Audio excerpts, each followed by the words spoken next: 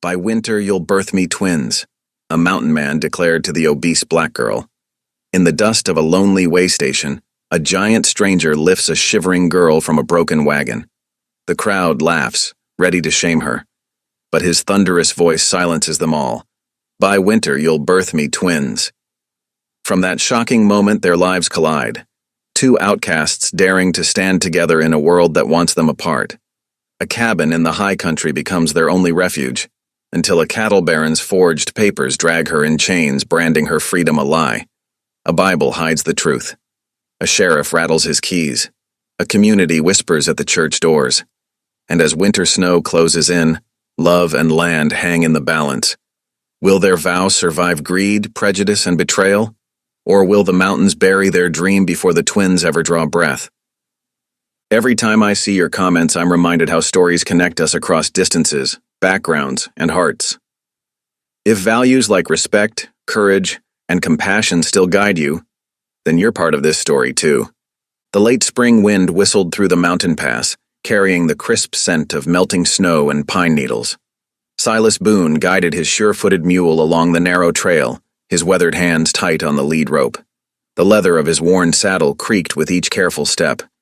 His pack animal followed behind, loaded with stretched deer hides and bundles of smoked venison for trading. The path wound between towering granite walls still crowned with winter's white cap. Patches of snow lingered in the shadowed places, though purple wildflowers had begun to peek through in sunny spots. Silas kept his eyes on the treacherous ground, noting how spring thaw had loosened rocks and mud. Around a sharp bend, he pulled up short. A wagon lay tilted at a dangerous angle, its back wheel hanging over a steep ravine. The horses were gone, leaving only trampled earth and broken harness pieces. Silas dismounted quickly, his boots crunching on loose gravel. "Hello?" he called out, his deep voice echoing off the canyon walls. "Anyone here?" A faint whimper answered from inside the wagon's canvas cover. Silas approached cautiously, one hand near his knife. He pushed aside the heavy fabric and blinked as his eyes adjusted to the dim interior. A young woman lay curled on her side among scattered crates and bundles. Her dark skin was ashen with cold, her arms wrapped tight around her substantial frame. Despite her size, she looked small and vulnerable in the failing light. "Please," she whispered through chattering teeth. "Don't leave me here." Silas's jaw tightened as he took in her thin dress, wholly unsuited for mountain weather. No coat, no blanket, left to freeze by someone who should have protected her. "Can you move?" he asked gruffly. She nodded, though her limbs trembled violently. "I think so." The wagon started sliding, and Mr. Jenkins ... Her voice broke. "He took the horses and said he'd send help. That was yesterday morning." Anger flared in Silas's chest, but he kept his voice steady. "What's your name?" "Delilah Carter, sir." "Well, Miss Carter, let's get you out of there before this wagon decides to take the quick way down." He reached in with both arms. "Hold on to my shoulders." Delilah hesitated only a moment before gripping his coat. Silas lifted her with a grunt of effort, carefully maneuvering her through the wagon's tilted frame. Her body was solid and warm against his chest, despite her chills. As he set her on her feet, the sound of approaching horses made them both turn. A small group of travelers had rounded the bend, 2 men on horseback and a family in a small wagon. They pulled up short at the scene before them. Silas kept one steadying hand on Delilah's elbow as she swayed slightly. He could feel the tension in her body as the newcomers stared, their expressions ranging from curiosity to poorly concealed disdain. "Everything all right here?" called one of the mounted men, his hand resting meaningfully on his pistol. Before Silas could respond, the woman in the wagon spoke up. "Why, that's Jenkins's girl. He came through the trading post yesterday saying his wagon had broken down, never mentioned leaving anyone behind." Her voice dripped with disapproval, though whether at Jenkins or Delilah wasn't clear. Delilah's shoulders hunched as if trying to make herself smaller despite her size. The whispers started then, carrying clearly in the mountain air. Jenkins said she was too heavy for his horses in the steep parts, eating him out of house and home. More trouble than she's worth. Silas felt Delilah trembling beside him, no longer just from cold. He'd spent enough years in these mountains to recognize the look of someone wounded deeper than flesh.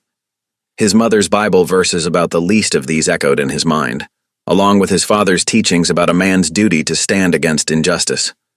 The spirit moved in him then, sure as spring floods and as unstoppable. He turned to face the gathered crowd, his voice carrying with the authority of mountain storms. "By winter," he declared, "you'll birth me twins." The words hung in the sudden silence. Delilah's head snapped up to stare at him, her eyes wide with surprise and something that might have been hope. The onlookers shifted uncomfortably, a ripple of gasps and mutters spreading through their small group. "Now see here," started one of the mounted men, but Silas cut him off with a look that had sent bears backing away. "The Lord gives signs to those with eyes to see," he said firmly. "This woman was put in my path for a purpose." He turned to Delilah, his voice gentling. "If you're willing." She looked up at him, really looked, taking in his weathered face and steady gaze. In his eyes she saw neither pity nor desire, but recognition, as if he was seeing past her flesh to something valuable within. For the first time since her mother's death, Delilah felt truly seen. The evening shadows were stretching long fingers across the trail. The spring wind had picked up, carrying the promise of night's chill. Silas kept his hand on Delilah's elbow, supporting her as she found her balance on the uneven ground. "I don't have much," he said quietly for her ears alone. "Just a cabin up on the ridge and work that never ends. But there's room for a family if you've a mind to help build one." Delilah's voice was barely a whisper. "Why me?" "Because the Lord didn't put you in my path to let you freeze," he answered simply. "And because a man who'd leave any soul to die on this mountain isn't fit to be called human, let alone your master." He raised his voice to address the still watching crowd. "I'll need witnesses. Who among you will stand for what's right?" The family in the wagon exchanged glances. Finally, the father spoke up. "We're headed to the trading post ourselves. Could speak to the justice there, make it proper and legal-like." Silas nodded his thanks. He turned back to Delilah, whose eyes still held a mix of fear and fragile hope. "What do you say, Miss Carter? Will you trust me to see you safe?" She squared her shoulders, drawing herself up to her full height. In that moment, Silas saw the strength in her that others had missed, the same quiet power that had kept her alive through a freezing night alone on the mountain. "Yes," she said clearly, her voice carrying to the witnesses. "I reckon I will." The last rays of sunlight caught the tears on her cheeks, making them shine like crystal. Silas gentled his mule and helped Delilah mount, noting how she settled naturally in the saddle despite her size. He gathered what few belongings could be salvaged from the wagon, securing them to his pack animal. The small group of travelers fell in behind them as they started down the trail, the clip-clop of hooves echoing off the canyon walls. Delilah sat straight in the saddle, her head held high despite her exhaustion. The whispers had stopped. In their place was a thoughtful silence, as if those present sensed they were witnessing something both ancient and new. The founding of a family, the saving of a soul, the joining of two lives that Providence had brought together on a mountain trail as spring crept into the high country. The way station emerged from the gathering dusk like a worn-out sentinel. Its weathered boards and sagging porch had sheltered countless travelers, though not all were equally welcome. Lamplight spilled from its windows along with the murmur of voices and the clinking of tin plates. Silas dismounted first, his boots crunching on the gravel. He reached up to help Delilah, his strong hands steady at her waist as she slid from the saddle. Her legs trembled from the ride and lingering cold, but she forced herself to stand straight. The station's door creaked open, spilling more light across the yard. The keeper, a lean man with suspicious eyes, filled the doorway. His gaze flicked from Silas to Delilah, then back again. "Got rooms for decent folk," he drawled, "and a spot in the stable for others." Silas stepped forward, positioning himself slightly in front of Delilah. "We'll take 2 proper beds and hot food for both of us." The keeper's lips thinned. "Ain't got no arrangements for—" "You'll find my coin spends same as any man's," Silas cut in, his voice quiet but carrying an edge sharp as winter wind. He pulled out his purse, heavy with trading money, and counted out double the usual rate. The coins clicked loudly on the counter. Inside, the common room had gone quiet. A dozen faces turned to stare. Traders, farmers, a few townspeople who'd stopped in for gossip and coffee. Their expressions ranged from curiosity to outright hostility. "This here's Miss Delilah Carter," Silas announced clearly, helping her remove her shawl. "She'll be requiring a proper bed for the night and whatever hot food you've got in that pot." A woman near the fire snickered. "Looks like she's had plenty of food already." Delilah's cheeks burned, but she kept her chin up, just as her mama had taught her. Silas's hand found her elbow again, a gentle pressure that spoke of support. The keeper grudgingly ladled out 2 bowls of rabbit stew, sliding them across the rough-hewn counter. The bread he offered was day-old and hard, but Delilah accepted it with quiet dignity. They found seats at the end of a long table.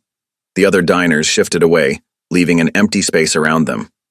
The whispers started up again, barely concealed behind raised hands. "Mountain Man gone soft in the head. Probably bewitched him somehow. Ought to be ashamed carrying on like that." Delilah focused on her stew, though each bite seemed to stick in her throat. The warmth of the food helped ease the lingering chill in her bones, but couldn't touch the cold knot of fear in her belly. She'd seen how quickly acceptance could turn to rejection, how people's smiles could sharpen into sneers. The door opened again, bringing with it a gust of cool air and the tall figure of a man in clerical black. The Reverend Josiah Lyle commanded respect without asking for it, his silver hair and kind eyes marking him as someone who'd seen plenty of life's struggles. The whispers died down as he made his way through the room. He stopped at their table, inclining his head politely. "Mr. Boone," he said, "it's been some time since we've seen you down from the ridge." His gaze turned to Delilah, warm and assessing. "And who might this young lady be?" Before anyone else could speak, Silas gestured to Delilah. "Miss Carter, may I present Reverend Lyle? He tends to souls hereabouts when they need tending." Delilah straightened in her chair. "Pleased to meet you, Reverend." The preacher smiled, genuine and gentle. "The pleasure is mine, Miss Carter. I trust you'll both join us for services tomorrow morning.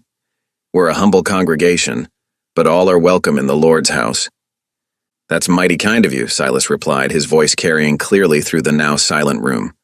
"We'd be honored to attend."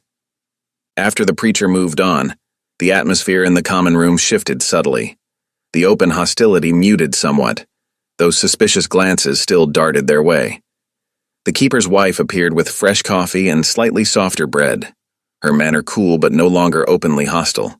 Later, as the common room emptied and the lamps were turned down, Delilah sat on her narrow cot in the women's dormitory.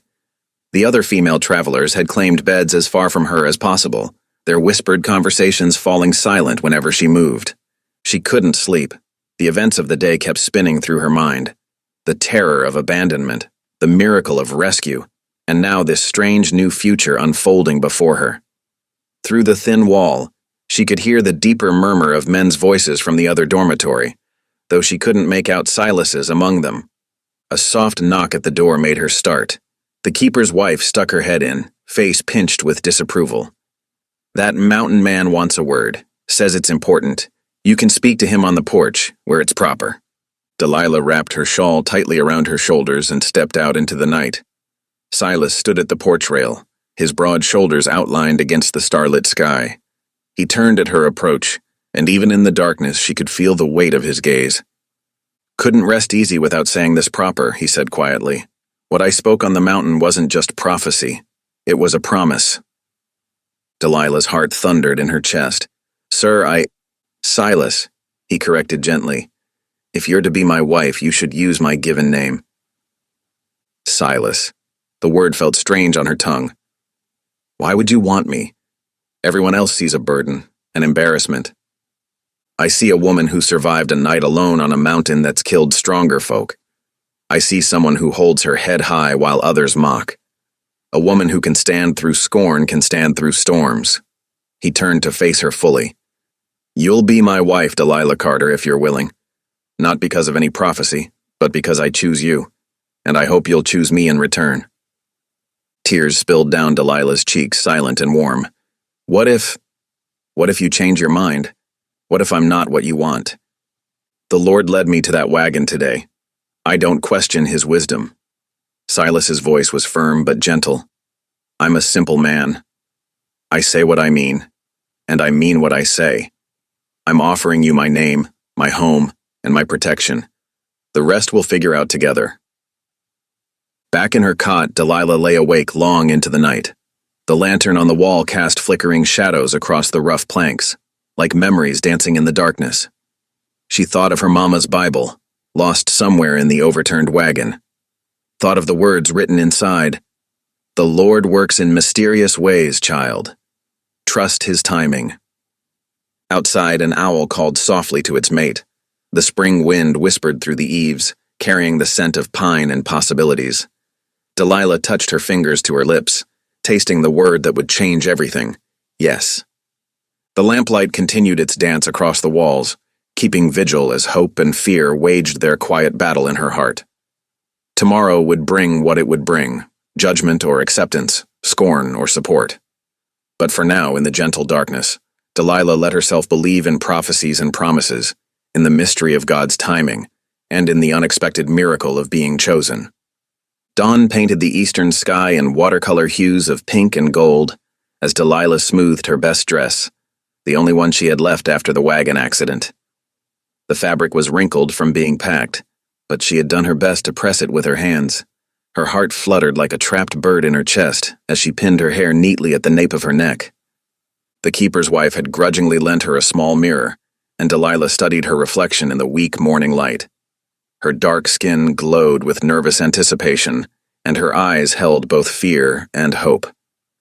She touched the empty space at her throat where her mother's locket should have been, another treasure lost in the overturned wagon. A soft knock at the door made her start. "Miss Carter?" It was Mrs. Lyle, the preacher's wife, her voice warm and welcoming. "May I come in?" "Yes, ma'am," Delilah called, hastily smoothing her skirts one last time. Mrs. Lyle entered carrying a small bundle wrapped in cloth. Her silver-streaked hair was neatly arranged beneath a modest bonnet, and her eyes crinkled kindly at the corners. "I thought you might need something borrowed for your wedding day." She unwrapped the bundle to reveal a delicate lace collar, yellowed with age, but still beautiful. Delilah's fingers trembled as she touched the fine fabric. "Oh, Mrs. Lyle, I couldn't—" "Nonsense, child. Every bride should have something special." Mrs. Lyle's capable hands fastened the collar at Delilah's throat. "There now. Perfect." Tears pricked at Delilah's eyes. "Thank you, ma'am." "For everything." Mrs. Lyle patted her cheek. "The Lord works in mysterious ways, dear. Sometimes his greatest blessings come wrapped in unexpected packages." Outside, the spring morning was crisp and clear. Silas waited at the bottom of the station steps, wearing a clean shirt and his least-worn coat. His beard was neatly trimmed, and his eyes softened when he saw Delilah.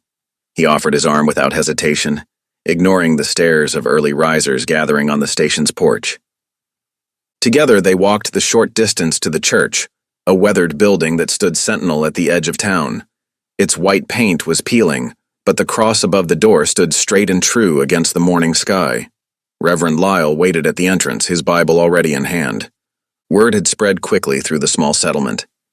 As Silas and Delilah approached, more townspeople appeared, drawn by curiosity and the promise of something to talk about. They clustered in small groups, whispering behind raised hands. "Ain't natural," someone muttered loud enough to be heard. "Hush now," came Mrs. Lyle's firm response as she shooed people into the church.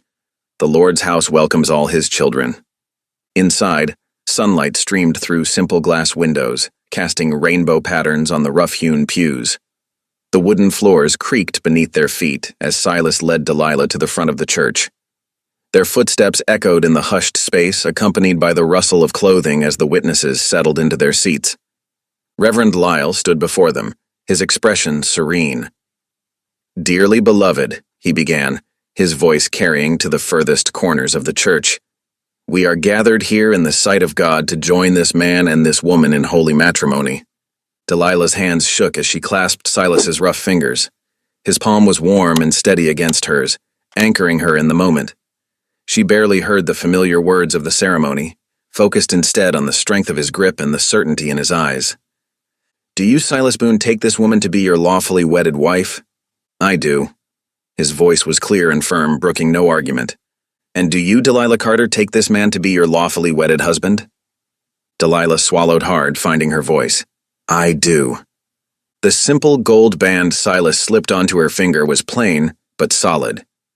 He had traded 3 prime beaver pelts for it at the station that morning, a fact Delilah would learn later. For now, she marveled at its weight, so much heavier than its size would suggest. "What God has joined together, let no man put asunder," Reverend Lyle pronounced. "I now pronounce you man and wife." Silas's kiss was gentle and brief, but it sealed their fate as surely as any formal document. When they turned to face the congregation, Delilah was surprised to see Mrs. Lyle dabbing at her eyes with a handkerchief. The preacher's wife hurried forward, pressing something into Delilah's hands. It was a well-worn hymnal, its leather cover soft with age. "Every home needs music," she whispered, hugging Delilah tightly. "And every heart needs song." The witnesses filed out slowly, some nodding politely, others hurrying past with averted eyes. On the church steps, Delilah heard the whispers continue. "Poor man's gone mad up there alone. Always was peculiar, but this takes the cake." But there were other voices too, quieter ones that spoke of different things. "Way he looks at her, though. Stood up proper for her, he did. Maybe the mountain man sees something we don't." Mrs. Lyle insisted on hosting a small meal in the church kitchen. The room was warm from the cook stove, and the smell of baking bread mixed with the rich aroma of beans simmering in their pot. Delilah sat beside Silas at the scarred wooden table, accepting a bowl of beans and a thick slice of fresh bread. "Every wedding needs a feast," Mrs. Lyle declared, serving generous portions to all, no matter how humble. The meal was simple but filling. Reverend Lyle said grace, his words asking for blessings on the new couple's life together. Delilah noticed how he emphasized "together," as if reminding everyone present that this union, however unexpected, was now blessed by God. As the afternoon light began to soften toward evening, Silas rose from the table. "Time we were heading home," he said quietly. "Got a fair piece to ride before dark." Outside, his mule stood patiently, already saddled and loaded with trading goods. Silas had added Delilah's few remaining possessions to the packs that morning. He helped her mount, making sure she was secure before swinging up behind her. The setting sun painted the western sky in shades of amber, and rose as they started up the winding trail into the high country. The town fell away behind them, its whispers and judgments fading with distance. Delilah held the hymnal close, its familiar weight a comfort against her chest. The mule's hooves made a steady rhythm on the rocky path. Silas's arms were strong around her waist, and his chest was warm against her back. The spring air grew cooler as they climbed, carrying the scent of pine and new possibilities. "You warm enough?" Silas asked, his voice close to her ear. "Yes," Delilah answered, and found she meant more than just the temperature. Here, surrounded by the gathering dusk and the strength of her new husband's embrace, she felt the first real warmth of belonging she had known since her mother's death. The trail switched back and forth across the mountainside, each turn taking them higher into Silas's world. Stars began to appear in the deepening blue above, lighting their way home. The mountain trail stretched endlessly upward, a narrow ribbon winding through stands of pine and patches of lingering snow. Delilah swayed gently atop the mule, wrapped in layers of worn blankets against the biting spring wind. Her new husband, Silas, walked steadily beside them, one hand resting on the mule's flank to guide and steady their progress. The afternoon sun cast long shadows across their path, but offered little warmth at this elevation. Delilah watched Silas's measured stride, marveling at his sure-footedness on the rocky terrain. His face remained impassive, but his eyes constantly scanned their surroundings, alert for any danger. "You holding up all right?" he asked, his voice gruff but kind. Delilah nodded, though her muscles ached from hours in the saddle. "Yes, thank you." She shifted slightly, trying to find a more comfortable position. The mule's steady gait had grown less gentle as the trail steepened. Silas's hand moved to her knee, steadying her. "Ain't much further to the creek where we'll camp. Water's clean there, straight from the snow." The sun was sinking toward the western peaks when they finally reached the promised creek. It burbled cheerfully over rocks, its crystal-clear water indeed flowing from banks of melting snow. Silas helped Delilah down from the mule, his strong hands gentle as she stumbled slightly on stiff legs. "Best stretch those muscles," he advised, already moving to unload their supplies. I'll get a fire going." Delilah walked carefully along the creek bank, working feeling back into her legs.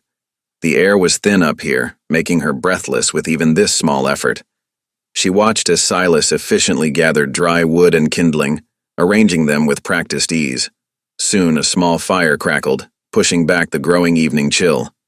From his saddlebag, Silas produced strips of dried venison and a battered cooking pot.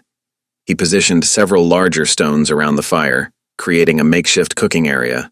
The meat went into the pot with water from the creek along with a handful of dried herbs from a leather pouch. "Come here," he called to Delilah, "show you something." She approached as he knelt by the creek. "Cup your hands like this," he demonstrated, forming a bowl with his large, calloused palms. "Water's so clean up here you can drink it straight from the source." Delilah copied his motion, dipping her hands into the icy flow. The first attempt sent water streaming through her fingers, but Silas patiently showed her again. "Gotta be quick," he explained.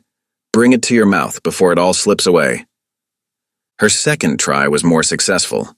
The water tasted incredible, pure and sweet, unlike anything she'd known before. Silas watched her face light up with pleasure, a slight smile tugging at his beard-covered lips. "Never knew water could taste so fine," Delilah admitted, wiping her mouth with the back of her hand. "Mountain's got its own kind of richness," Silas replied, moving back to tend the cooking pot. "Might not be fancy, but it's honest." They ate their simple supper as darkness settled around them. The venison had softened into a rich stew, its warmth spreading through Delilah's tired body. Silas kept the fire well fed, its flames casting dancing shadows on the trunk of a massive pine tree behind them. "Never had a man care about my comfort before," Delilah said softly, cradling her tin cup of hot tea. "Most just—" She trailed off, not wanting to speak of past hurts. Silas's eyes met hers across the fire. "Ain't right how folks treat each other sometimes." He added another log to the flames. "Up here, a body's worth is in their heart and their hands, not what others say about them." Delilah felt tears prick at her eyes but blinked them away. The mountain air had dried them quickly anyway. They slept that night with the fire between them, Delilah wrapped in blankets on a bed of pine boughs Silas had gathered. The night was filled with unfamiliar sounds, the cry of an owl, the rustle of small creatures in the underbrush, the endless song of the creek. Yet somehow she felt safer than she had in years. Morning came with frost on the blankets and mist rising from the creek. Silas already had coffee brewing when Delilah opened her eyes. He handed her a steaming cup without comment, letting her wake slowly while he packed up their camp. The second day's journey was harder than the first. The trail grew steeper, switching back and forth across the mountainside. Snow lingered in shadowy patches, making the footing treacherous. Silas led the mule with extra care, often testing each step before allowing them to proceed. Delilah's muscles protested every movement, but she kept her discomfort to herself. She had learned early in life that complaining changed nothing. Instead, she focused on the stunning views that opened up as they climbed higher. Vast forests spreading out below them, distant peaks piercing the clouds, and eagles soaring on thermal currents far overhead. The afternoon sun was casting long shadows when Silas finally stopped.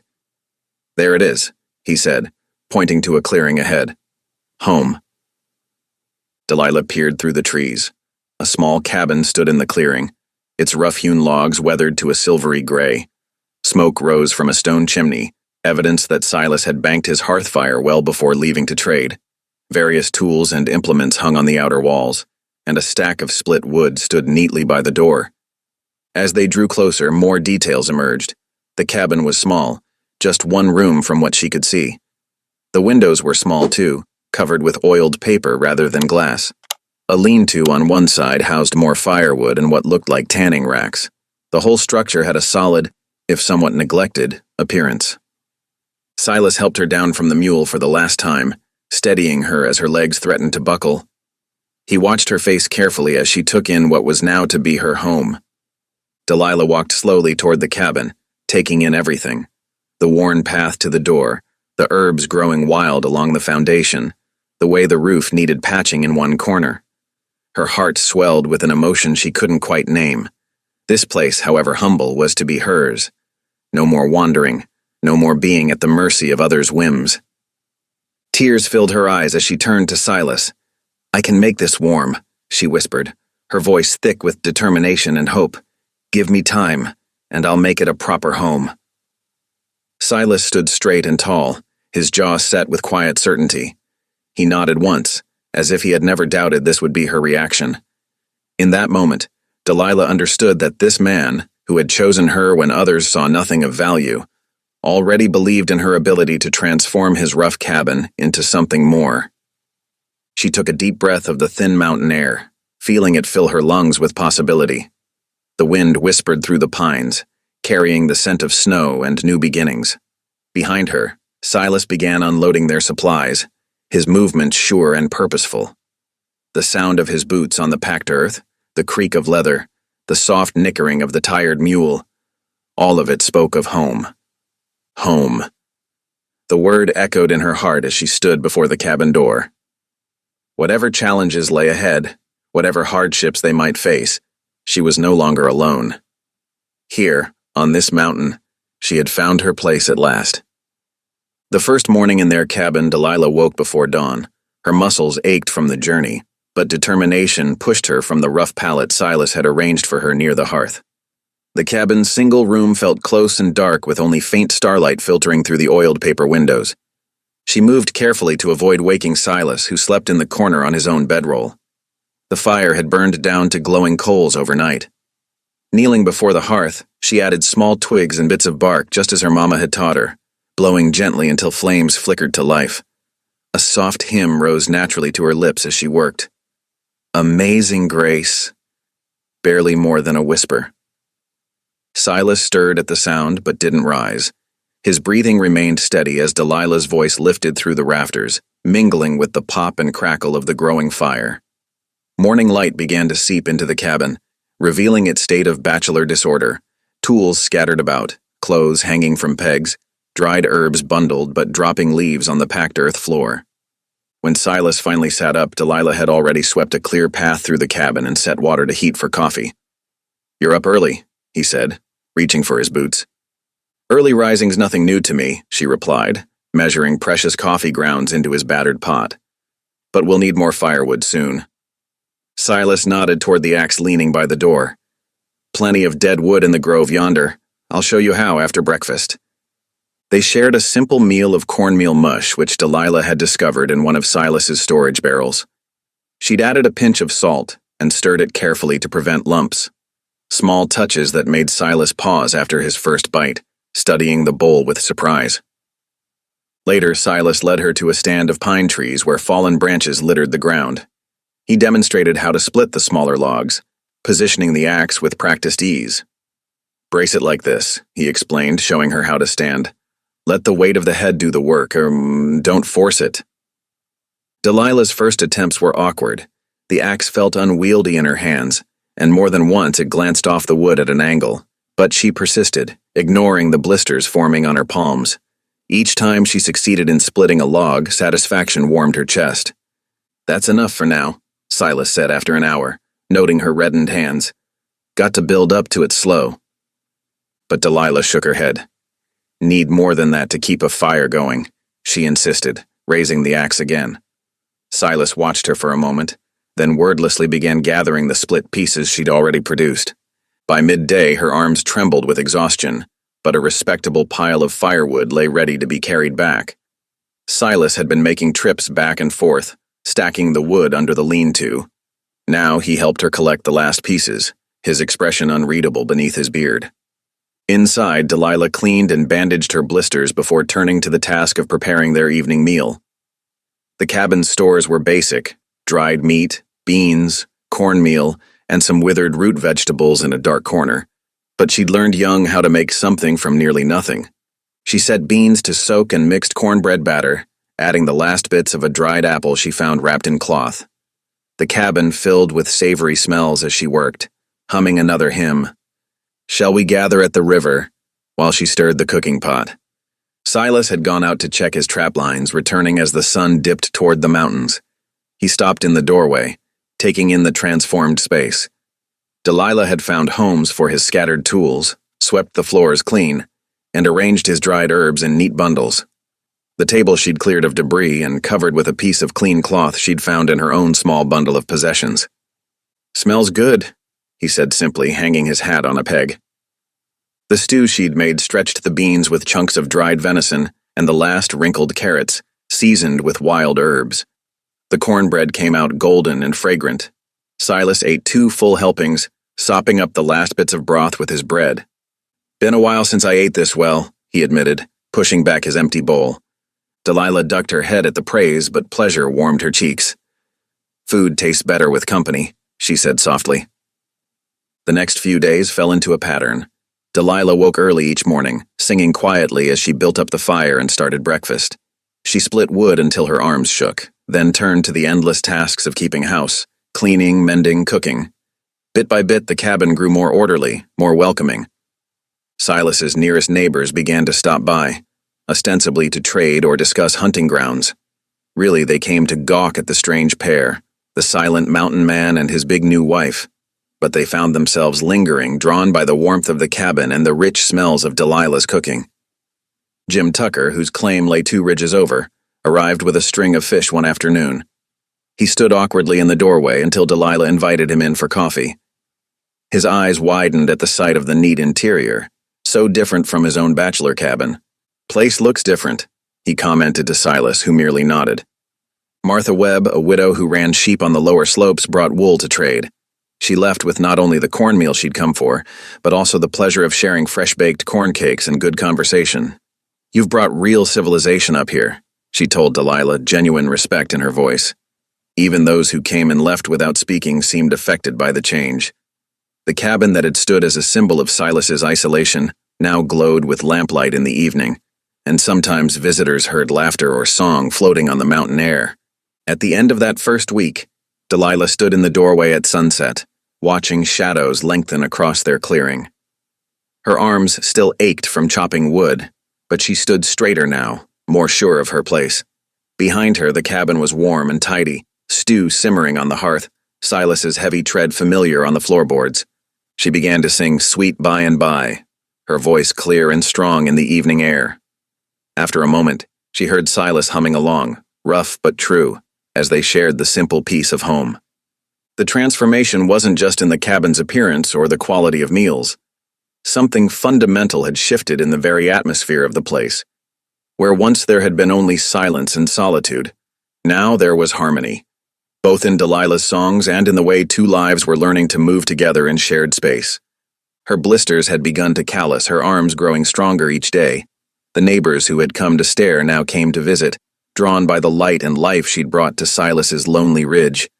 And each evening ended with the soft glow of the lamp through oiled paper windows, a beacon of warmth in the gathering dark.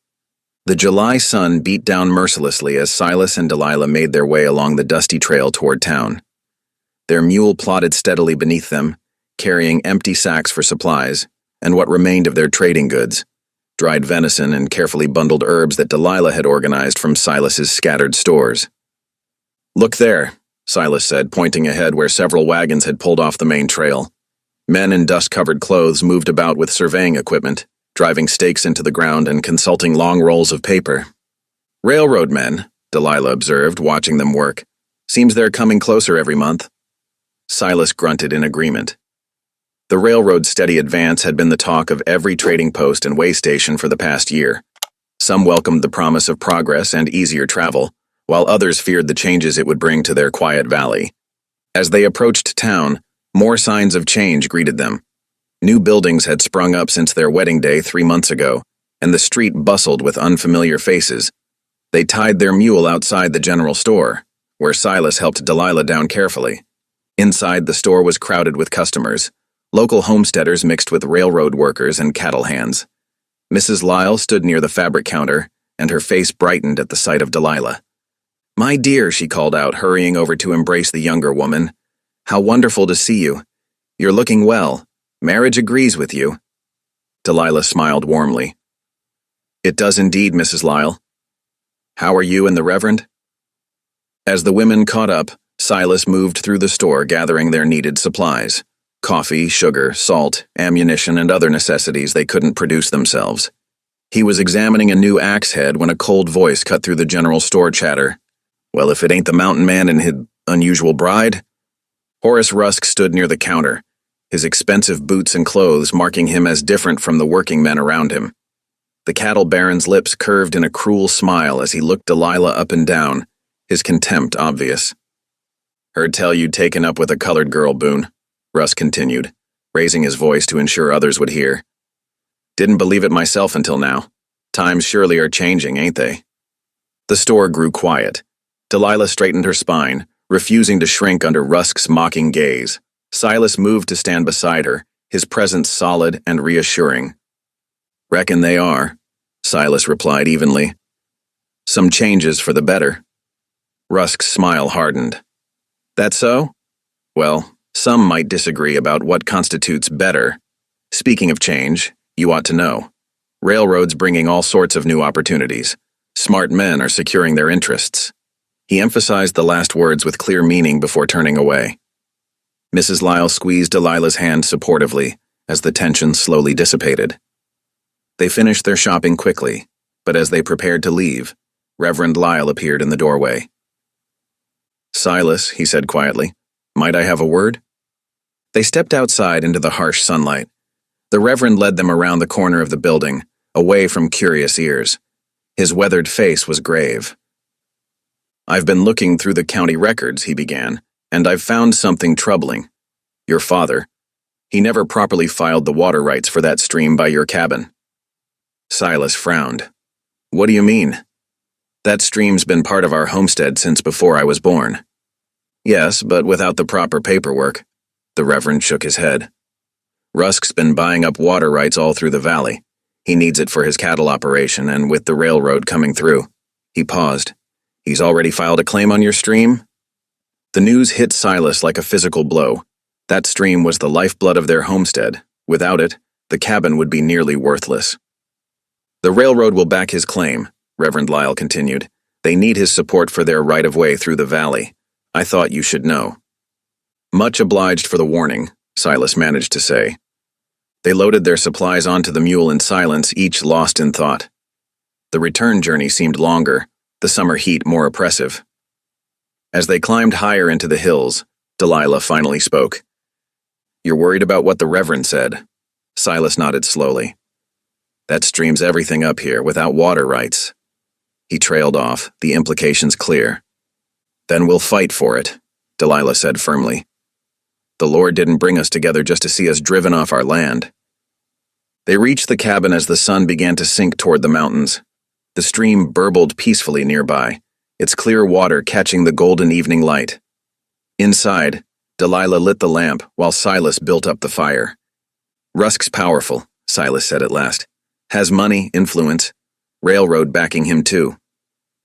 He looked around the cabin, at the home Delilah had created from his bachelor shack, at the neat shelves and swept floors, at the dried flowers she'd arranged in a tin can on the table. "Maybe we should sell before—" "No." Delilah's voice was quiet but firm. "This is our home. We'll defend what's right." She took his rough hand in hers and knelt beside the hearth. After a moment, Silas knelt too. The lamplight cast their shadows on the wall as Delilah began to pray. "Lord," she said softly, "we don't have much, but what we have is blessed by you. Give us strength to face what's coming. Show us the path through this valley of shadows. Help us stand firm in faith, knowing you are with us always." "Amen," Silas whispered. They remained kneeling together as twilight deepened outside, the stream's gentle music drifting through the open door. Whatever challenges lay ahead, they would face them together, trusting in God's guidance and each other's strength. The cabin was quiet except for the crackling of the fire and the distant sound of water over rocks, the very water that now threatened their future. But in that moment of prayer, both Silas and Delilah found a measure of peace, their joined hands a symbol of their determination to defend their home against any threat, no matter how powerful. The evening shadows lengthened across the cabin floor as Silas paced, his boots making the floorboards creak. The threat to their water rights weighed heavily on his mind. Delilah watched him from where she sat mending near the hearth, her needle pausing mid-stitch. "Your father must have kept some kind of papers," she said softly. "Something to prove the stream was his."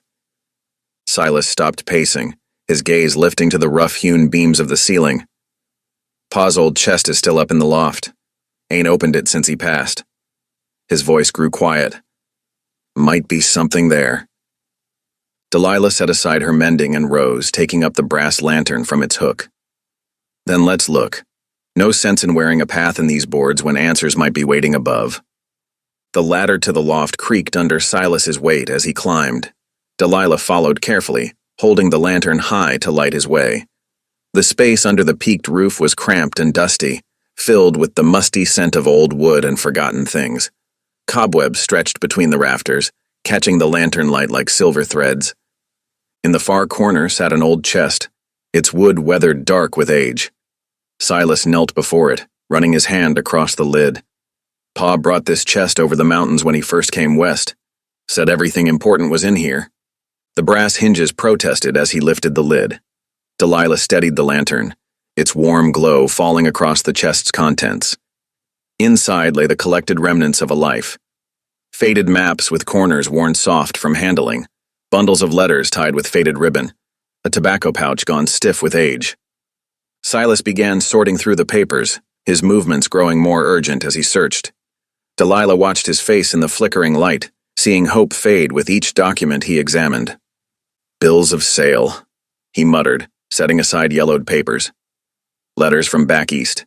Maps of the territory. His hands moved faster, more desperately. There's got to be something about the water rights.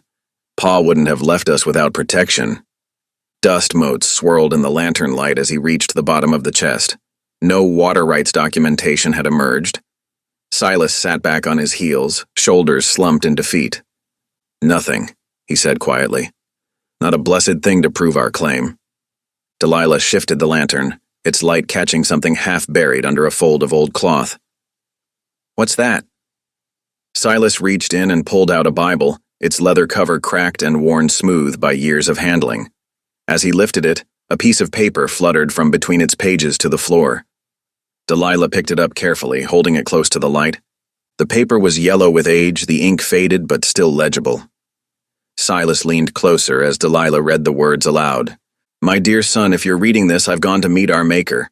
This land was given to us by the Lord's grace, the streams, the timber, the good earth itself. Stand by what the Lord gave, boy. Don't let any man's paper tell you different. Your loving Pa. Delilah's voice broke on the last words. The lantern trembled in her hand, casting wavering shadows on the rafters. Tears spilled down her cheeks, catching the light like diamonds. Your father left you his Bible, she whispered, just like my mama left me hers. Her free hand pressed against her heart. Only mine was took from me when Master Jenkins sold me to that wagon train boss. Said a slave had no business with such things. Silas's rough hand covered hers where it rested on the Bible. You ain't a slave no more. You're my wife, and this here's your home. Our home, Delilah corrected softly.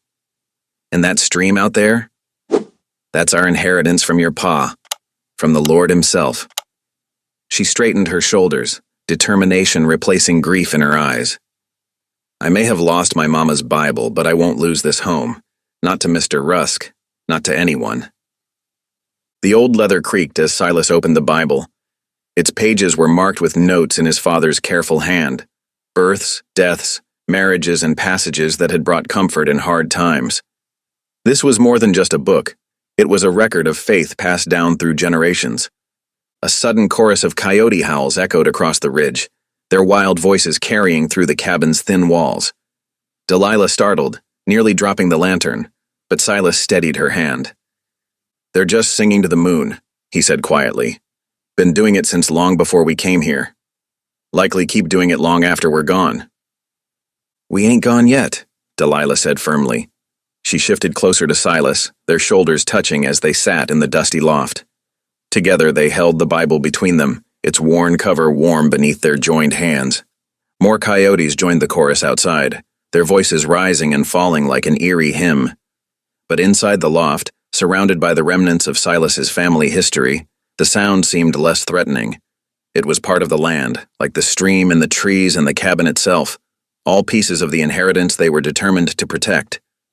The lantern flickered, making shadows dance across the open Bible. Delilah's finger traced the faded writing on its pages. "Your pa was right," she said softly. "This land was given by the Lord's grace, and what he gives he means us to keep." Silas nodded slowly, his father's words echoing in his mind. Stand by what the Lord gave. Simple words, but they carried the weight of both command and promise. Whatever challenges lay ahead, they would face them together, armed with faith and the strength of their convictions. The coyote's song continued across the darkened ridge as husband and wife sat in the lamplit loft, the Bible between them like a shield against the gathering storm. They had no paper proof of their claim to the stream, but they had something perhaps more powerful, the certainty that this land, this home, was their God-given inheritance, and they would defend it with everything they had. The July sun hung high in the cloudless sky as Delilah stood at her cabin door, wiping flour from her hands onto her apron. She surveyed the rough-hewn table she and Silas had dragged outside, its weathered surface now covered with her finest tablecloth, one of Mrs. Lyle's wedding gifts. "Silas?" she called to her husband, who was splitting wood nearby. "You reckon anyone will come?" He paused, axe raised mid-swing. "Can't say for certain. Folks up here keep to themselves mostly." Delilah touched her belly where their secret was just beginning to show. "Well, the Lord says where 2 or 3 gather in his name, he'll be there too. I aim to gather more than that today." She had spent days preparing for this supper, determined to bring together the scattered neighbors of their mountain ridge. The morning air was already rich with the smell of venison roasting in the pit Silas had dug. Inside the cabin, 3 dozen biscuits cooled on every available surface, their golden tops promising butter-melting perfection. Throughout the morning, Delilah had hummed hymns while working, her voice carrying across the yard as she arranged wild berries in bowls and stirred sweet tea in a big ceramic jug. The cabin, once sparse and silent, now felt alive with possibility. Around mid-afternoon, the first guests arrived, a Ute family Silas sometimes traded with. The mother, Swift Deer, carried a pot of bean stew, while her 3 children peeked shyly around her skirts. Delilah welcomed them with a warm smile, gesturing to the bench she'd set in the shade. "Much obliged for coming," she said, taking the pot. "Please, make yourselves comfortable." More guests trickled in as the sun began its westward slide. A group of black railroad workers, having heard through the grapevine about the gathering, arrived with their families. They brought cornbread and stories of laying track through the mountains. White settlers from neighboring homesteads came too, some bearing dishes, others empty-handed but curious. At first, the different groups clustered separately, like oil drops in water refusing to mix. Delilah moved among them, offering food and gentle conversation, bridging the gaps with hospitality. She served everyone equally from her best dishes, making sure no one felt less welcome than another. "Miss Delilah," called out John Freeman, one of the railroad workers, "these biscuits remind me of my mama's back in Georgia." She beamed at the compliment. "Your mama must be some kind of wonderful cook then, Mr. Freeman. Would you tell me about her?" As John shared stories of his mother's cooking, others drew closer to listen. Swift Deer's oldest daughter offered him a taste of their bean stew, and soon recipes and memories were being traded across the invisible lines that had divided them. The children were the first to truly break the ice. Swift Deer's youngest son discovered he could make the railroad workers' children laugh by trying to balance a biscuit on his nose. Soon a game developed, with kids from all backgrounds competing to see who could keep their biscuit balanced longest. Silas watched from the cabin steps, marvel growing in his eyes as he saw his usually quiet homestead transformed. Delilah moved through the crowd like a butterfly, her laugh ringing out clear and true. She had set out to create community, and somehow, through God's grace and her own determination, it was happening. As the sun began to set, casting long shadows across the yard, Delilah brought out more food. The venison was fall-apart tender, seasoned with wild herbs she'd gathered herself. People who had arrived standing stiffly apart now sat shoulder to shoulder on logs and benches, passing plates and sharing stories. Sarah Miller, wife of a nearby farmer, helped serve the wild berries. "I never knew mountain berries could taste so sweet," she admitted, spooning them onto plates. "My James always said nothing good grew up here except timber." "The good Lord provides, Mrs. Miller," Delilah replied. "We just have to open our eyes to see his gifts." As twilight deepened, someone started humming "Amazing Grace." Others joined in, the harmony growing stronger as more voices blended together. Delilah's clear soprano rose above them all, and soon the mountain air was filled with song. Between hymns, Silas suddenly stood. He wasn't a man given to speeches, and conversation died away as people turned to look at him. In the gathering dusk, his face was serious, but his eyes shone with pride. "Folks," he said, his voice carrying across the yard, "I got something to say." He reached for Delilah's hand, drawing her to stand beside him. "My woman here, she's carrying our future." A hush fell over the gathering. Delilah felt her cheeks warm as all eyes turned to her, but she stood tall, her free hand resting on the gentle swell of her belly. The silence stretched for a heartbeat, then two. Swift Deer was the first to respond, rising from her seat with a wide smile. "New life is blessing," she said in careful English. "Child will have strong mother, good father." Her words seemed to break a dam. Congratulations poured forth from all sides. The railroad workers' wives surrounded Delilah with hugs and advice, while the settler women promised to share baby clothes and blankets. The children cheered, excited by the prospect of a new playmate. Sarah Miller wiped tears from her eyes. "To think," she said, "I almost didn't come today. Would have missed being part of this miracle."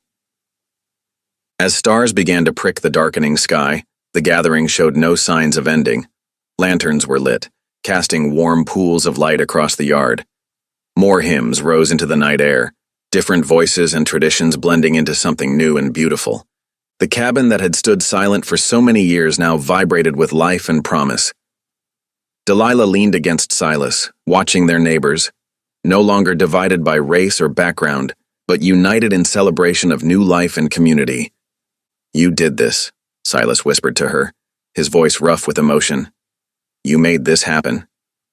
Delilah shook her head, smiling. "The Lord did this," she corrected gently. "I just fixed the supper." But as she looked around at the scene before her, Swift Deer teaching settler women how to make her bean stew, railroad workers' children playing tag with Ute youngsters, old prejudices softening in the warm summer night, she felt a deep sense of rightness. This was what community should be, not divided by fears and differences, but united in faith and fellowship. The baby moved within her as if adding its own agreement. Delilah pressed her hand to her belly, giving thanks for all the Lord had provided, a loving husband, a home to call her own, and now, a community gathering around them like a warm embrace. The cabin on the ridge was no longer just shelter from storms. It had become a beacon of hope and unity for all who found their way to its door. The morning dawned bright and clear as Silas and Delilah loaded their wagon for the trip into town. Their supplies had run low after the community supper, and they needed flour and salt for the coming weeks. Delilah hummed softly as she settled onto the wooden seat, one hand resting protectively over her growing belly. "Reckon we might find some cloth for baby things too," she said, smiling up at Silas as he took the reins. The wagon creaked its way down the mountain trail, the familiar rhythm of hooves on packed earth marking their progress. Delilah kept time with her hymns, her voice carrying on the breeze. They passed the spot where Silas had first found her, and he reached over to squeeze her hand, remembering that fateful day. The town was bustling when they arrived, with railway surveyors marking lines and taking measurements along Main Street. Delilah noticed how some of the townsfolk who had shared food at their table just a week ago now avoided her eyes, hurrying past with pinched expressions. At the general store, Mr. Peterson wrapped their flour and salt in brown paper, his movements stiff and uncertain. "Mighty hot day," he muttered, not meeting their gaze. As they loaded their purchases into the wagon, Horace Rusk appeared on the boardwalk, a railroad man in a fine suit at his side. The cattle baron's lips curled in a cold smile that sent a shiver down Delilah's spine. They were just climbing back onto the wagon seat when Sheriff Wexler's heavy boots thudded on the packed earth behind them. "Hold up there, Silas," he called out, his voice carrying an edge that made several townspeople stop to stare. Silas turned slowly, his hand finding Delilah's. "Something wrong, Sheriff?" The railroad man stepped forward, unfolding an official-looking document. "I represent the interests of Mr. James Whitaker of Tennessee," he announced, his accent crisp and Eastern. "We have papers here showing that this woman, He pointed at Delilah, "is still legally bound by indenture to Mr. Whitaker's household." Delilah's grip on Silas's hand tightened. "No," she whispered, her voice trembling. "That ain't true. I was born free. My mama—" "The documents are quite clear," the railroad man cut in smoothly. "You were contracted into service to pay off your mother's debts after her death. That contract was never properly terminated." A crowd was gathering now, pressing closer to watch the drama unfold. Rusk moved to stand beside the sheriff, his satisfaction evident in every line of his face.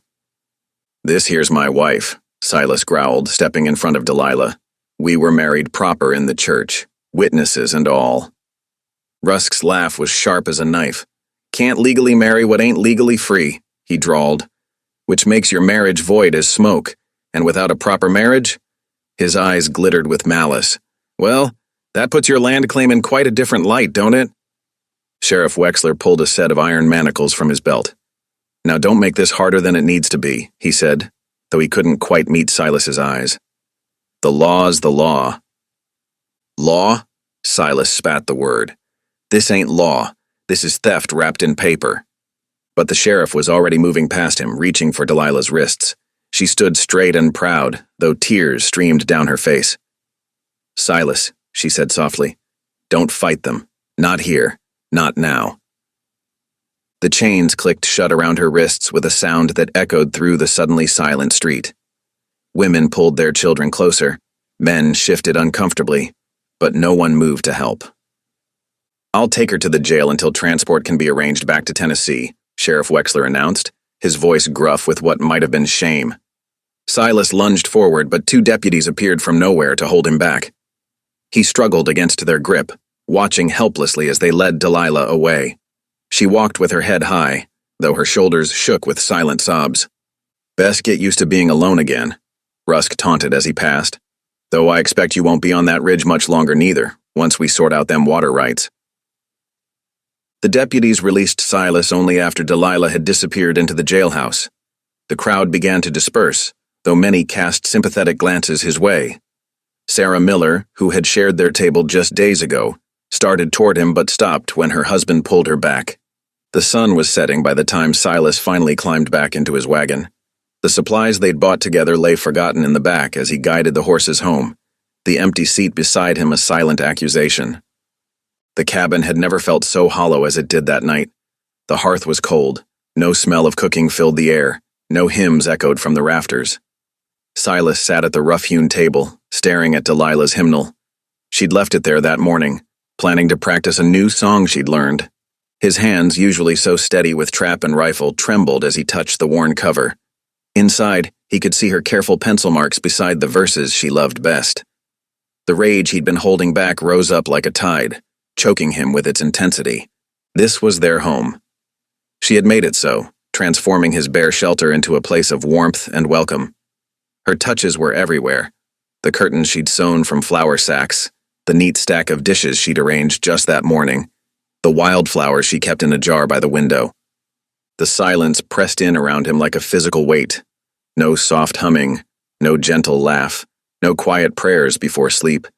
Just emptiness and the growing storm of fury and despair that threatened to tear him apart. Silas slammed his fist against the table, making the hymnal jump. The pain barely registered through his anguish. How could he have let them take her? How could he have stood there while they chained her like a criminal? But he knew why. He'd seen the fear in her eyes, not of the chains, but of what might happen if he fought back. She'd chosen to go quietly to protect him, to protect their unborn child. The thought of their baby, growing in a jail cell instead of their mountain home, brought a raw sound from his throat that was half sob, half roar. Outside, a coyote's lonely call echoed through the darkness. Silas remained at the table, his fingers tracing the letters of Delilah's name where she'd written it inside the hymnal's cover. The night stretched endless before him, filled with memories of her voice, her smile, her strength. He had found her on the trail, half frozen and afraid. He had promised to protect her, to give her a home where she would always be wanted. Now she lay in a jail cell while he sat in their empty cabin, his promises turned to dust. The lamp burned low, casting long shadows across the walls. Somewhere in town, his wife was alone, carrying their child, bound by chains built on lies. Silas stared into the darkness, rage and despair warring in his heart, as the night crept forward with agonizing slowness. The hymnal lay open before him, a testament to all he had found and lost. The words of praise and hope that Delilah had sung with such joy now seemed to mock him, yet even in his despair, he could hear her voice in his memory strong and clear. "The Lord provides, Silas. We just have to trust in His timing." But tonight, trust felt as distant as the stars above their mountain home. Tonight, there was only the empty cabin, the cooling hearth, and the crushing weight of helplessness pressing down on his shoulders. The first pale light of dawn found Silas already mounted and riding hard toward town. His horse's hooves kicked up dust from the dry trail as they descended from the ridge, each step carrying them closer to where Delilah waited behind iron bars. The morning air was sharp with pine and frost, but Silas barely noticed, his mind fixed on the injustice that had torn his wife from their home. As he rode into town, shopkeepers were just beginning to open their doors. A few called out greetings but fell silent at the storm in his expression. He dismounted outside the sheriff's office, his spurs ringing against the wooden sidewalk as he strode inside. Sheriff Wexler sat at his desk, a cup of coffee cooling beside a stack of papers. He looked up wearily as Silas entered. "Figured you'd be coming by." "I want to see them papers," Silas demanded, his voice rough from the morning chill. "The ones claiming my wife ain't free." The sheriff sighed, reaching for a leather folder. "They're official documents, Silas, sealed and notarized in Tennessee."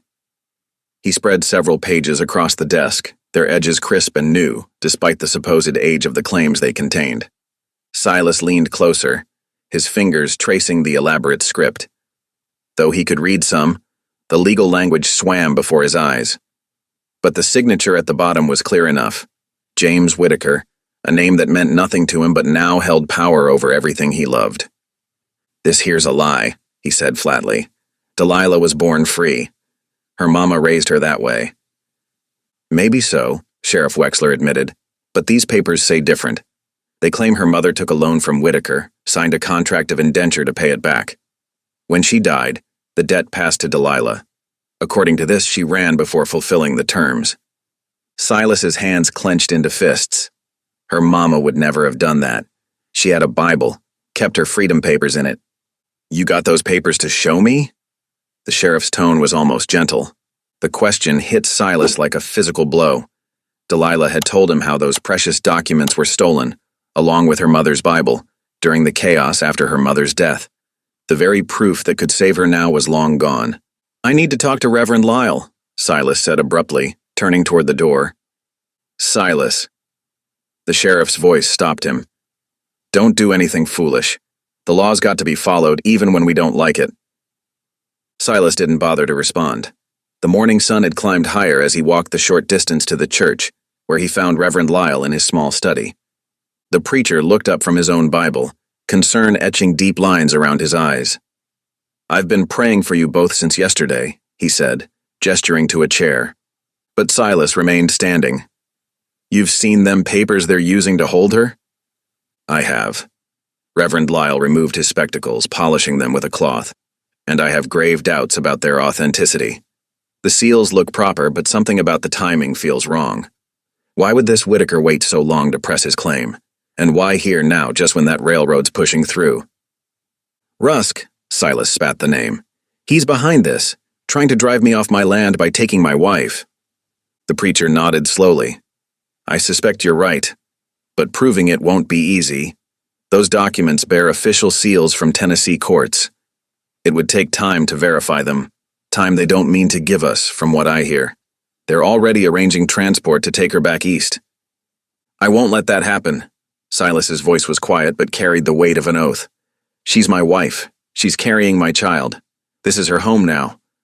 Then we'll need to find a way to prove her free status quickly." Reverend Lyle stood, moving to a shelf of leather-bound books. "There might be legal precedents we can use, given her proper marriage and current condition. Let me look into it."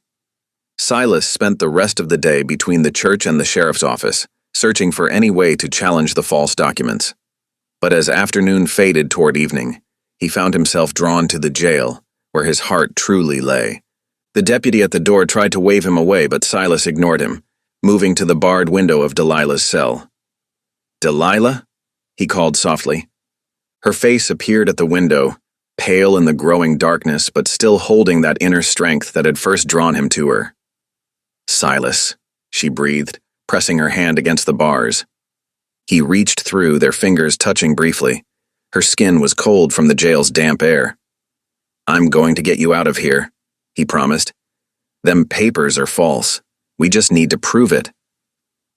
"I know," she said, managing a small smile despite her obvious weariness. "The Lord won't let them separate us, Silas.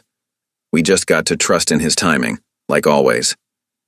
"How can you still have such faith?" he asked, his voice breaking slightly. "Because He's never failed me yet," she replied. "He led me to you, didn't He? Brought me to our home up on that ridge? This is just another trial to pass through." The deputy's boots scraped against wood as he approached. "Time's up," he announced gruffly. Silas pressed closer to the bars. "I swear to you, Delilah, I won't let them take you from our home. I'll find a way to prove your freedom." "I know you will," she whispered back. "Stay strong, my love. Keep our home warm for me." The deputy's hand fell heavily on Silas's shoulder, pulling him away from the window. He resisted for a moment, his fingers still stretching toward Delilah's, but finally allowed himself to be led away. Her face remained at the window, watching him go, her expression peaceful despite her circumstances. Outside the jail, Silas stood in the gathering darkness, his heart torn between rage at the injustice and awe at his wife's unwavering faith. The evening air carried the smell of pine from their mountain home, mixing with the smoke from town chimneys. Somewhere in the distance, a church bell tolled, its sound remarkably like the hymns Delilah sang while working around their cabin. The same deputy who had pulled him away now stood watching, his hand resting meaningfully on his gun belt. But Silas had no intention of forcing his way back in. Not tonight. Tonight, he needed to think, to plan, to find a way to prove what he knew in his heart, that Delilah was born free, and no man had the right to claim otherwise. As he mounted his horse for the ride home, he could still feel the touch of her fingers against his, still see the trust in her eyes. She believed in him, in God's providence, in the power of truth to overcome lies. Looking up at the first stars appearing in the darkening sky, Silas made a silent vow to be worthy of that trust. The ride back to their cabin was longer and lonelier than ever before, but this time, instead of despair, Silas felt purpose growing with each step. He would find a way to prove Delilah's freedom. He would bring her home, and no matter what it took, he would see justice done. The moon was rising over the ridge as he approached their cabin, its light catching on the curtains Delilah had hung with such care. Even in the darkness, he could feel her presence in every corner of their home, waiting for the day she would return to fill it again with warmth and song. Dawn was breaking over the mountains as Silas urged his horse higher into the pine-covered hills. The air grew thinner with each switchback, but he barely noticed, his mind fixed on one purpose: finding Henry Tall Elk. The Ute Scout had been like a brother to Silas's father during their days patrolling these territories, and if anyone knew the truth about water rights and land claims in these parts, it would be Henry. The trail narrowed as it wound through stands of aspen, their leaves shimmering silver in the morning light. Silas's horse picked its way carefully over loose shale, hooves clicking against stone. A red-tailed hawk circled overhead, its cry echoing off the canyon walls. To Silas, it felt like a sign, remembering how Henry had once taught him to read such omens. Near midday, he spotted smoke rising from a sheltered hollow, the kind of place Henry preferred, hidden from casual view but with clear sightlines in all directions. Silas dismounted and led his horse the final 100 yards, making no attempt to muffle his approach. Henry Tall Elk was not a man you surprised if you wanted a friendly welcome. "That's far enough." The voice came from behind a granite boulder, steady and familiar despite the years since they'd last met. Silas stopped, raising his empty hands. "Henry, it's Silas Boone, John Boone's son." A moment passed before Henry emerged, rifle held loose but ready. He had aged since Silas last saw him, silver threading through his black hair, but his eyes were sharp as ever. He studied Silas carefully before speaking again. "You look like your father." Henry's voice carried neither warmth nor hostility. "Why have you come? I need your help." Silas kept his hands visible, knowing Henry's caution came from hard experience. "There's an injustice being done, and I reckon you might know something about the man behind it."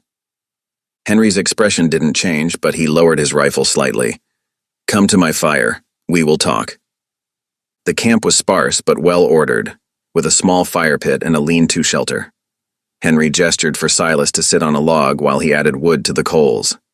Neither man spoke until Henry had poured 2 cups of coffee from a battered pot.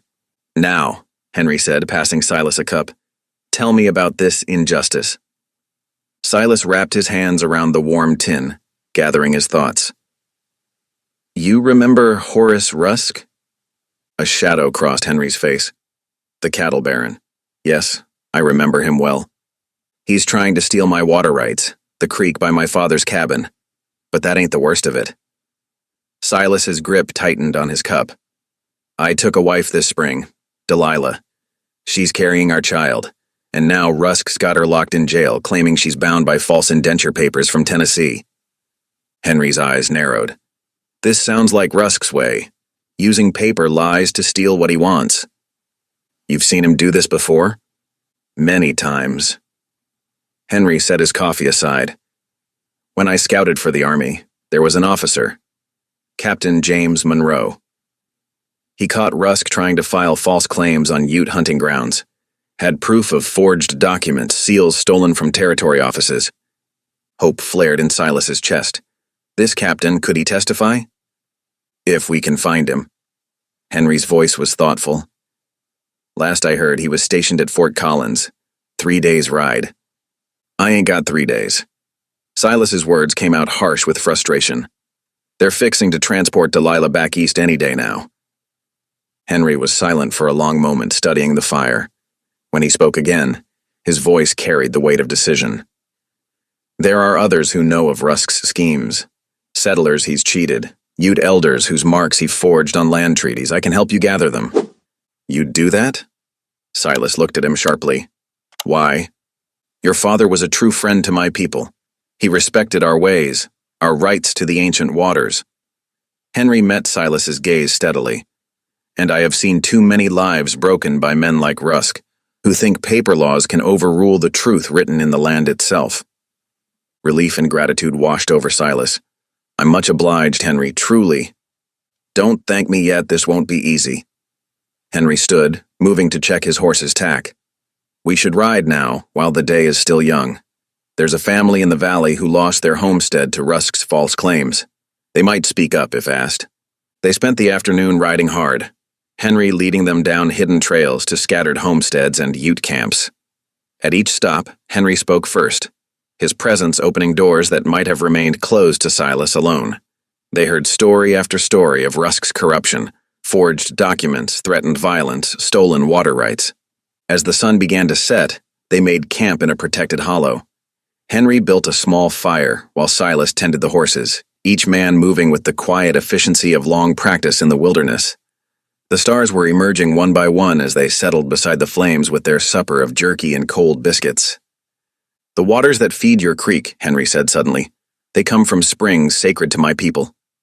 For countless generations, we have known them as healing waters, given by the Creator to sustain all life, not to be owned by any one man." Silas nodded slowly. "My father used to say something similar. Said water was God's gift to the land itself, and our job was just to be proper stewards of it." "Your father was a wise man." Henry's voice grew distant, as if speaking from memory. "He understood what Rusk and his kind never will, that true justice flows like water, nourishing all it touches. When men try to dam it up for themselves alone, they poison their own spirits." The fire crackled between them, sending sparks up toward the vast starry sky.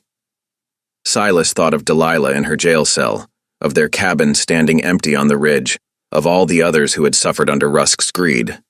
"This ain't just about me and Delilah anymore, is it?" he said quietly. "It never was." Henry's eyes reflected the firelight. "Every time a man stands up against such wrongness, he stands for all who have been wronged.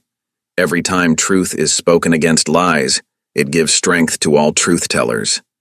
Silas felt something settle in his chest, a sense of purpose larger than his own pain, a strength born of knowing he fought not just for his wife, but for justice itself.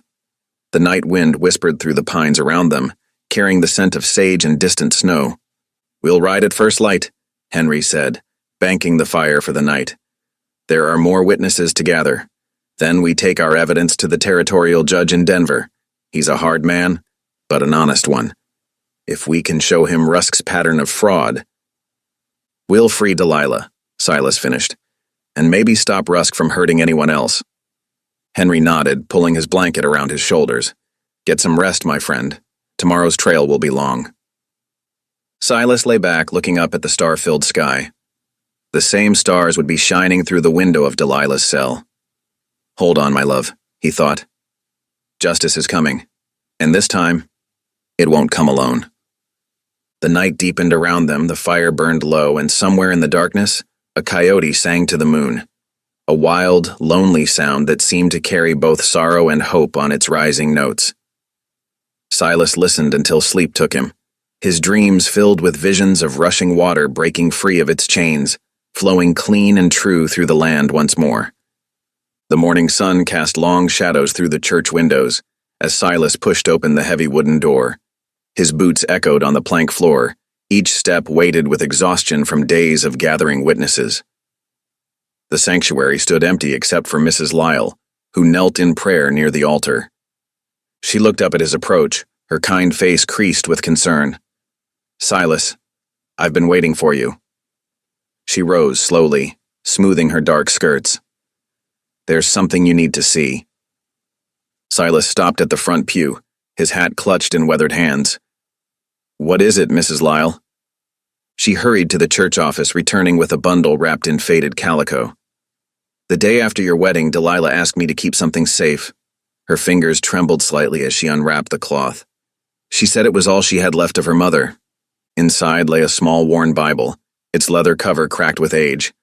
Silas recognized it immediately.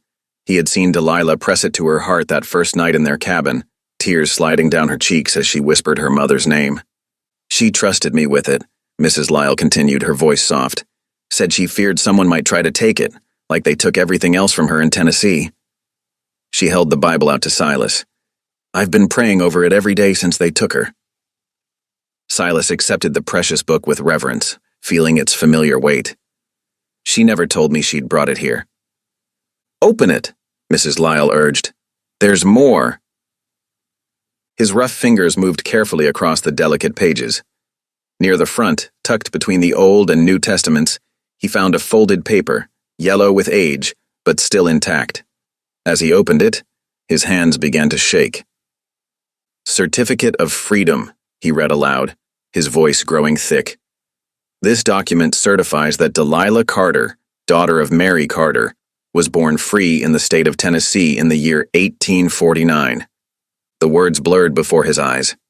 He blinked hard, forcing himself to focus on the official seals, the careful signatures, the date recorded well before the war. Here was proof, undeniable proof, that Delilah had never been bound in servitude. His legs gave way and he sank onto the front pew.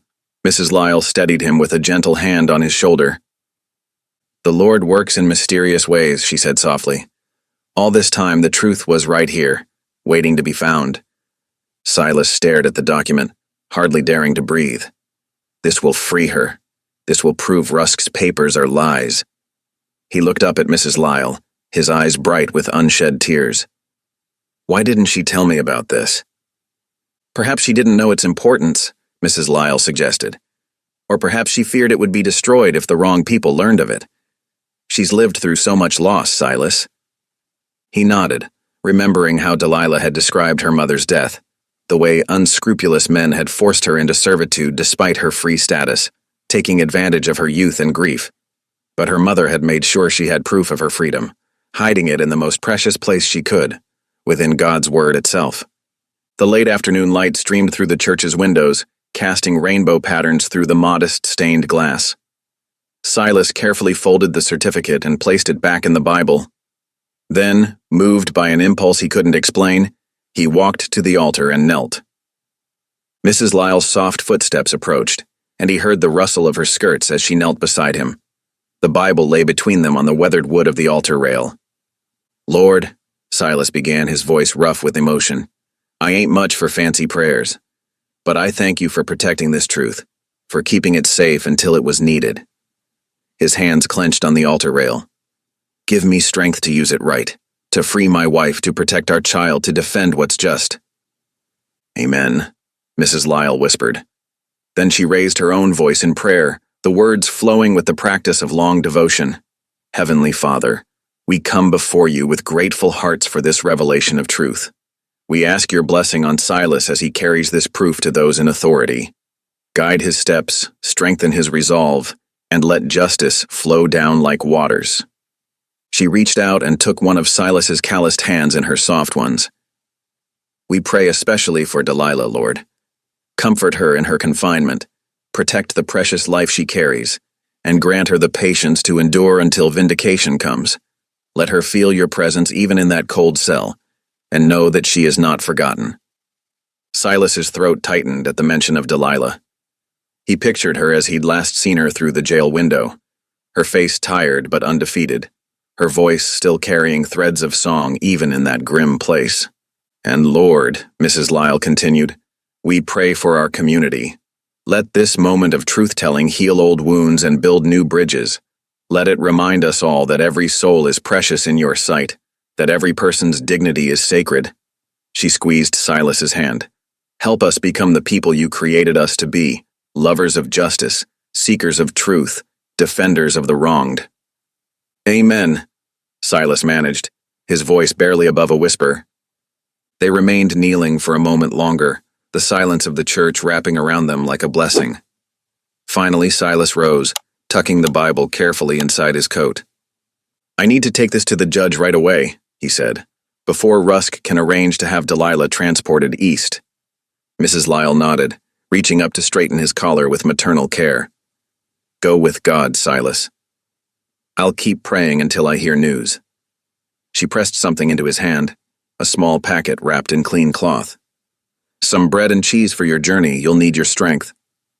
Silas felt the weight of her kindness settle beside the weight of the Bible against his heart.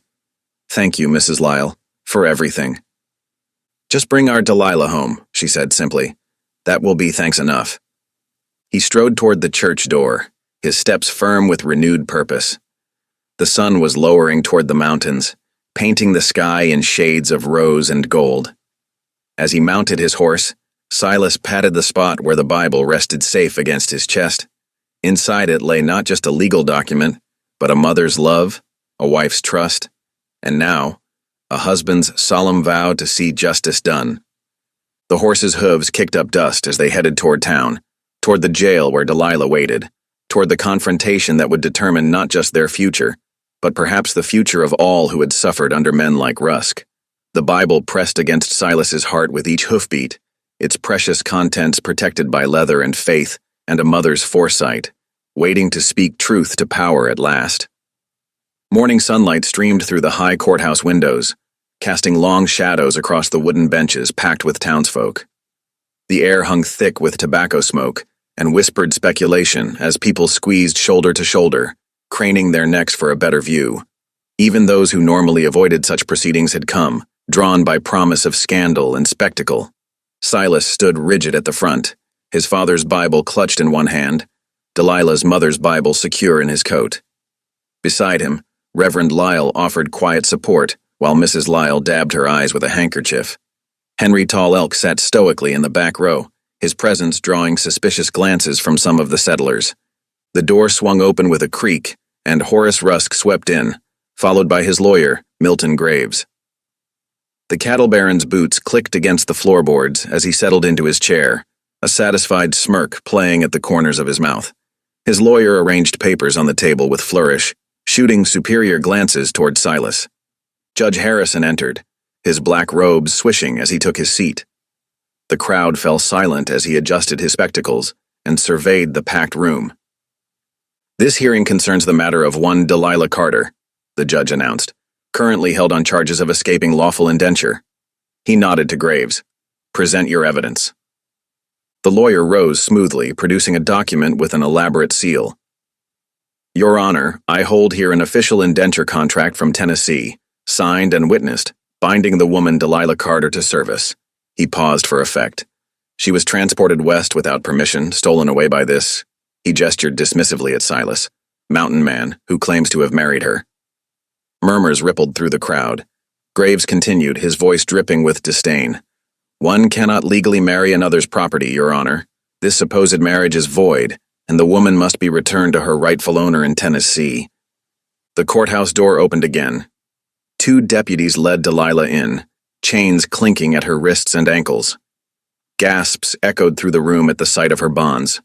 She walked slowly, but held her head high, her eyes finding Silas immediately.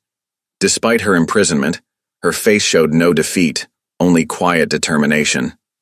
Your Honor, Graves said silkily, I move that the prisoner be remanded to my client's custody for transport east. Silas's hands clenched into fists, but Reverend Lyle touched his arm, steadying him. The judge peered over his spectacles. Does anyone speak for the accused?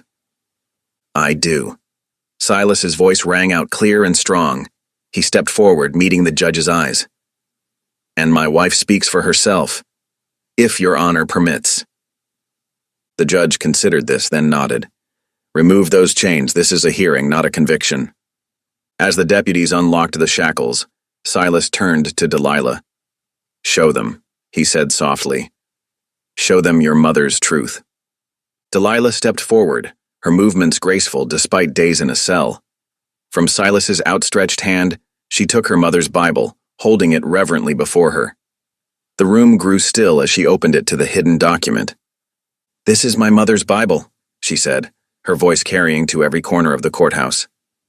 And this is my freedom paper, signed and sealed before I was born. Her fingers trembled slightly as she unfolded the yellowed document, but her voice remained steady as she began to read. Certificate of Freedom, granted this 15th day of March, 1849. This document certifies that Delilah Carter, daughter of Mary Carter, was born free in the state of Tennessee. She continued reading, each word clear and dignified, until she reached the official seals and signatures at the bottom. The crowd stirred. Rusk's face darkened as he leaned to whisper urgently to his lawyer. But before Graves could object, Reverend Lyle stood. Your Honor, I can bring witnesses who knew Mary Carter in Tennessee. She was a free woman who worked as a seamstress in Nashville until her death 5 years ago. Her daughter Delilah was born free and has always been free. Lies, Rusk burst out, his face flushing red. That paper is a forgery. Like your water rights claims? The quiet voice came from the back of the room. Henry Tall Elk rose slowly, his presence commanding attention. Your Honor, I served as a scout with the Army Surveyors. I witnessed Mr. Rusk paying men to falsify reports to steal land and water rights from both settlers and my people. The crowd's murmuring grew louder. Rusk shot to his feet. You dare bring an Indian's word against mine? I dare speak truth, Henry replied calmly, as does this woman, as does her freedom paper. Judge Harrison held up his hand for silence. He gestured for the document to be brought forward, examining it carefully through his spectacles. These seals appear genuine. The signatures match the period claimed. He looked up at Graves. Counselor, your indenture paper is dated 3 years after this freedom certificate. How do you explain this discrepancy? The lawyer tugged at his collar.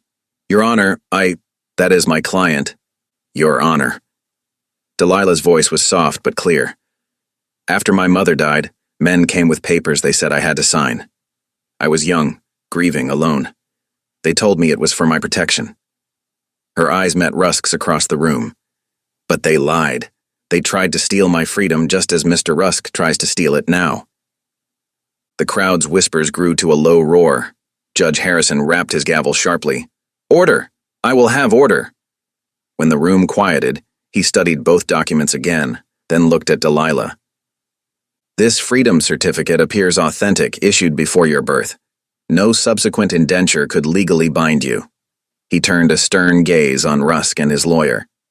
Furthermore, I find the timing of these accusations suspicious, coinciding with water rights disputes. He straightened in his chair.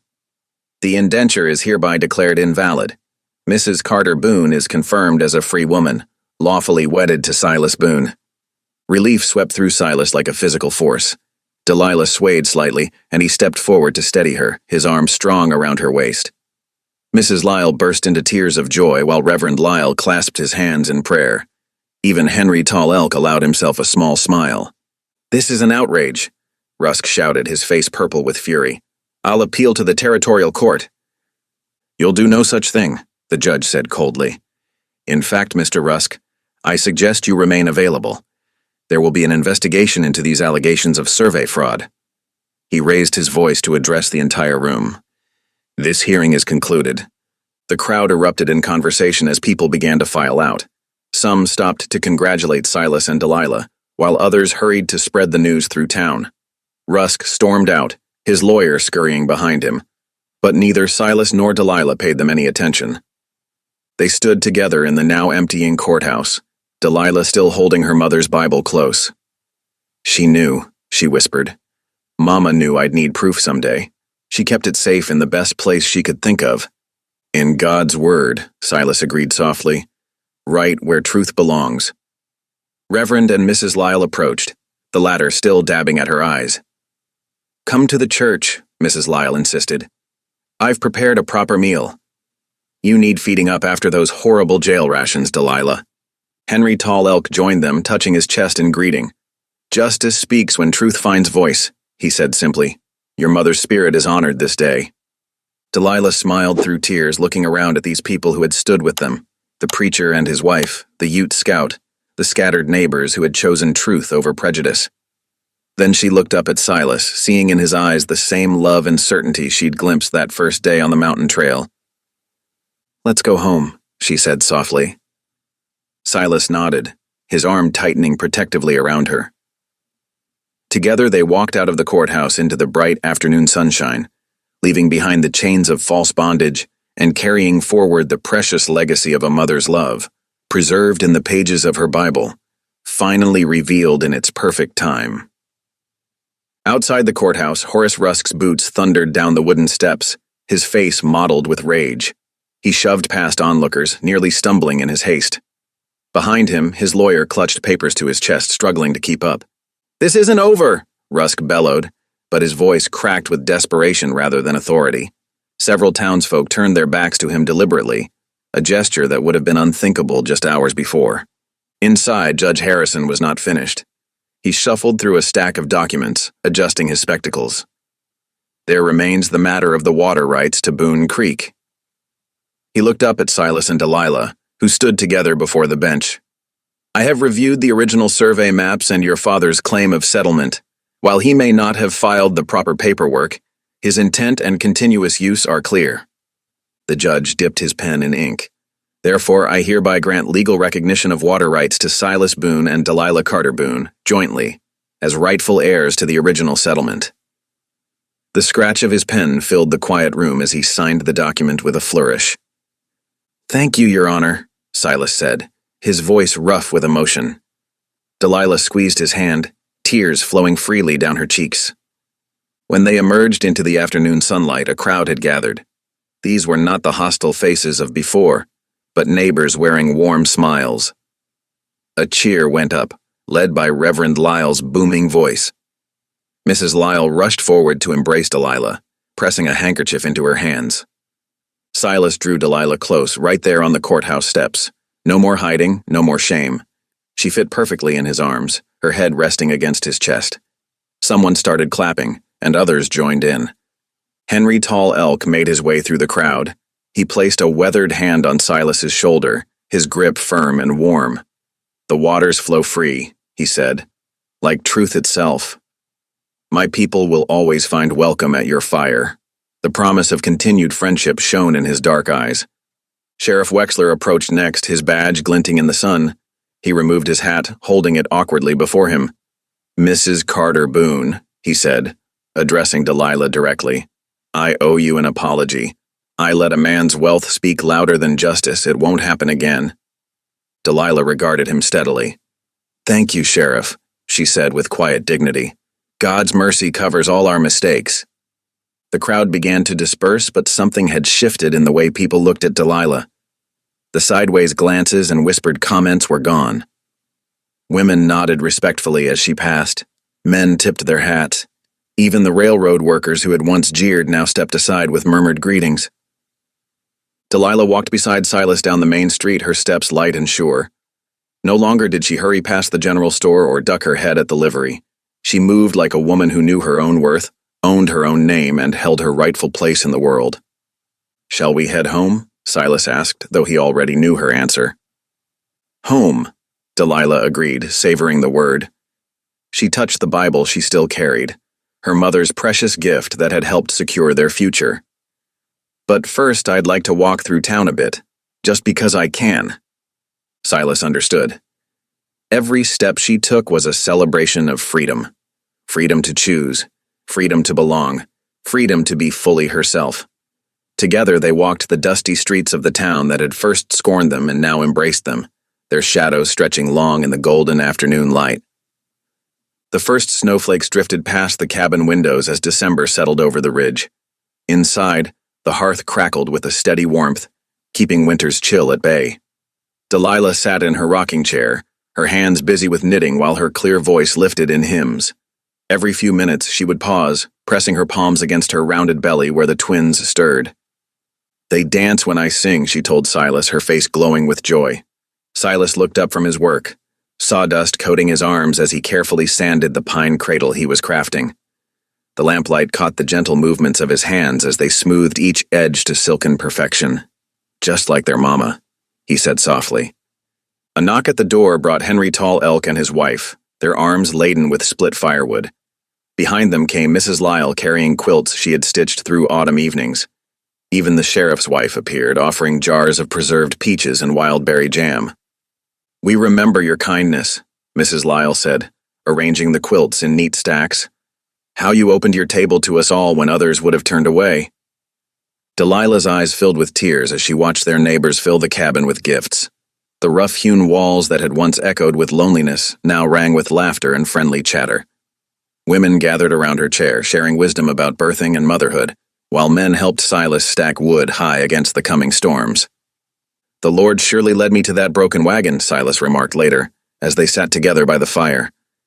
Delilah nodded, remembering their journey, the scorn they had faced, the false charges, the triumph of truth. "Every trial was worth it," she whispered, watching the firelight dance across the smooth rails of the waiting cradle. "Every step led us here." The wind howled across the ridge that night, rattling the cabin windows as Delilah's labor began. Snow swirled outside in thick curtains while inside, the fire cast dancing shadows on the walls. Silas knelt beside their bed, his calloused hand gripping Delilah's as she breathed through each pain. The midwife, Mrs. Lyle, moved with quiet efficiency, heating water and laying out clean linens. Hours passed like water flowing over stones. Delilah's strength amazed them all as she labored through the long night. Finally, in the deep hours before dawn, a thin cry pierced the air. Before anyone could catch their breath, a second wail joined the first. Silas's hands trembled as he lifted the tiny bundles, tears streaming freely down his weathered cheeks. He laid them gently in Delilah's waiting arms. "A boy and a girl," Mrs. Lyle announced softly. "By winter you'll birth me twins," Silas whispered, echoing his words from that first day on the mountain trail. Delilah smiled through her tears, cradling their miracles close. Word spread quickly. Soon neighbors filled the doorway, bringing steaming pots of soup and fresh bread. Their voices rose in hymns of praise, the sound spilling out into the snowy night. The lamplight caught the tears on every face as they gathered around the cradle, celebrating new life and answered prayers. The cabin that had once stood empty now overflowed with joy, love, and God's abundant grace. Thank you for listening. Stories connect us in the most unexpected ways. If you felt that spark today, make sure you're subscribed. I share a new one daily, and the next might change your day.